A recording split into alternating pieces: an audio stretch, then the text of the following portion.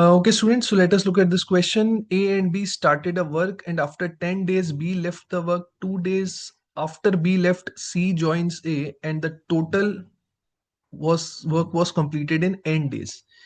Each person complete an equal share of the work. Furthermore, it is known that A and B together can complete the work in n days.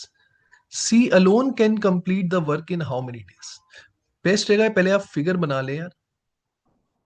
ठीक है, थोड़ा figure बना लेंगे तो easily समझ में आती हैं चीजें. A and B, they started the work and they worked for 10 days. Then B left and 2 days after B left, C joins A. मतलब अगले 2 दिन A ने अकेले काम किया. A worked alone for 2 days. And then C joins A. Now A and C are working together. And total it took them n days. ठीक है, total time जो लगा है अब n days लग गए.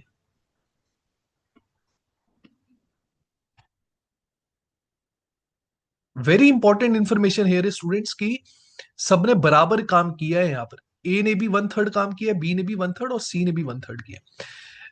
One more information we have is कि अगर ए और बी मिल के पूरा काम करेंगे, अगर ए और बी मिल के पूरा काम करेंगे तो उनको n डेज लगेंगे.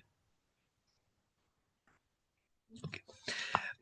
देखिए यहां पर हमें किसके बारे में पूरी पूरी इंफॉर्मेशन पता लग रही. एक चीज हमें यहां पता है कि बी ने, आप देखिए बी ने एग्जैक्टली 10 डेज ही काम किया है. बी ने एग्जैक्टली 10 डेज काम किया है. तो अगर बी ने 10 डेज काम किया है तो, और बी ने किया भी 1/3 काम है, तो अगर मैं बी के बारे में लिखूं, I know B can do 1/3 work. Okay, B is doing 1/3 work in 10 days, क्योंकि सबने बराबर काम किया है तो सबने 1/3 काम किया है. और बी ने आप देख सकते हैं एग्जैक्टली 10 डेज काम किया. So B can do 1/3 work in 10 days. Now students, अगर हम ए पे फोकस करें, आप देखिए ए भी 1/3 काम कर रहा है. ए ने भी 1/3 काम किया है, लेकिन ए ने 1/3 काम कितने दिनों में किया है? इन एन डेज, क्योंकि ए ने शुरू से लेकर एंड तक काम किया है और total duration it took was an days. तो मतलब ए ने जो 1/3 काम किया है that was in an days. अब एन की वैल्यू क्या है वो अभी हमें नहीं पता है, लेकिन हमें ये पता है कि एन डेज में A can do 1/3 of the work. Now just see students, if A can do 1/3 of the work in n days और A और B अगर दोनों मिलके काम करेंगे तो भी n डेज लगेंगे. तो कहने से जब A और B मिलके काम करेंगे और उनको n डेज लगेंगे तो उसमें तो A 1/3 ही काम करेगा, क्योंकि ये चीज हमें पता है A 1/3 काम करता है n डेज में. तो अगर A ने 1/3 काम किया मतलब बाकी काम B ने किया होगा. सो B must have done 2/3 of the work in n days. B 2/3 काम कर सकता है n डेज में. अब अगर बी 1/3 काम करता है 10 डेज में, तो बी 2/3 काम कितने दिन में करेगा?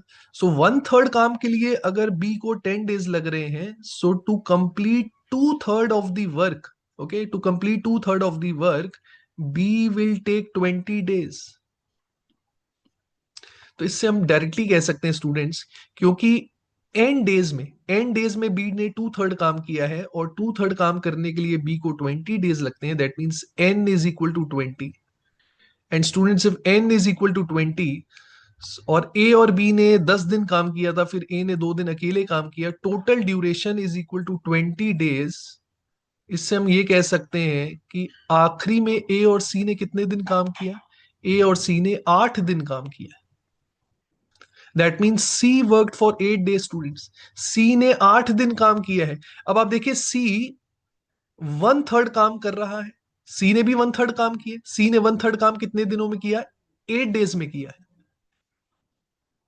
तो क्वेश्चन ये कि पूरा काम करने में सी को कितना टाइम लगेगा? तो पूरा काम करने में सी को 8 × 3 24 डेज लगेंगे. सो 24 students will be the correct answer. I hope this is clear to everyone.